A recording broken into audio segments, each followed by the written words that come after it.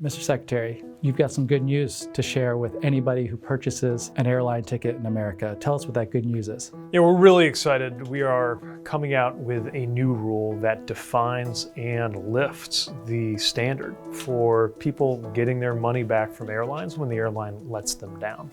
One thing that's especially important about this is that you will automatically get a refund when you're entitled to one. The way it works right now is that even if you are technically owed a refund, the burden is on you to go out and get it. American Airlines is refusing to give me my money back. I've called 4 times now, talked to 2 supervisors, sent 6 emails. The wait was over 5 hours. I booked my own flight, thinking surely they will refund me for this. Oh no, they're saying I did not give them the opportunity to reaccommodate me. You shouldn't have to know that there's some number you can call and instead of taking 10,000 miles, you can get hundreds of dollars back because that's what you paid. That shouldn't be your problem. And so we're making sure that it isn't. It's the airline's responsibility to get you your money back.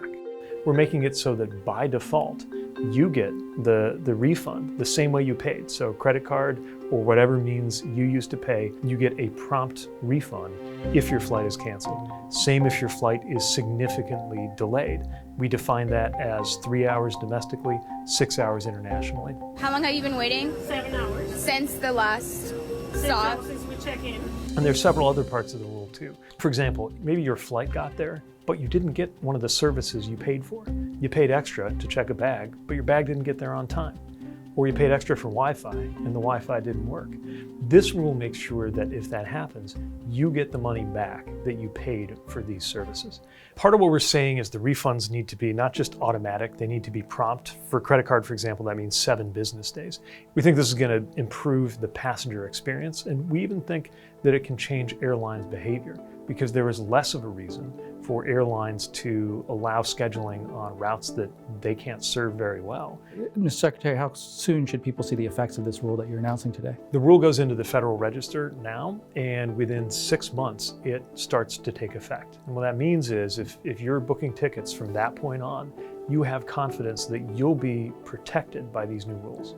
I'm imagining some people are out there who might be cynical and say, you know, Mr. Secretary, airlines are going to continue to make my life difficult. How are they going to be held accountable for making sure that I get the refund that I'm owed? We have tough enforcement powers. It's just that historically, our department didn't always use them. We've been working to change that, and it's already paid off. We have now gotten about $3 billion back into the pockets of passengers just since the Biden-Harris administration arrived. Now, 9 major airlines cover hotels, 10 cover meals, 10 rebook for free. That's real savings for middle class and working class families. Right around Christmas 2022, the whole system got clobbered by this major winter storm. But then all of the other airlines got back on their feet quickly. Southwest was a different story, and this is about accountability and, frankly, changing the incentives for airlines. And there's more good work where that came from. We have assessed the toughest penalties ever recorded in order to make sure that airlines treat passengers better. Well, let me put it this way. When we assessed the $140 million enforcement action against Southwest Airlines, that one action was more than 20 years worth of enforcement before that. And that's designed to send a message to industry that we're serious.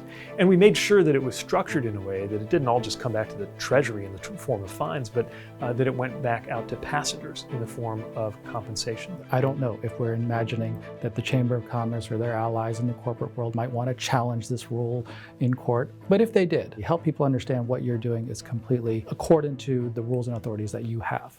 Look, we've definitely gotten a lot of pushback on our consumer protection agenda, just like we get pushback on all of our regulations. Right now, as we speak, railroad companies are suing us for a very basic rule that generally says you got to have 2 human beings on board a long freight train.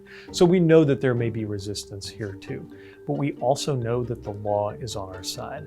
The law clearly gives the Department of Transportation the authority to make sure that there are no unfair or deceptive practices harming consumers, including airline passengers. And anytime we see an industry that is acting in a way that is frustrating or harmful, then we have a responsibility as a regulator and as a policymaking body to do what we can. And it turns out we can do a lot. Thanks for watching. Don't forget to like and subscribe to see more videos like this one. And if you ever have any ideas for what More Perfect Union should cover next, please drop them in the comments. Thanks.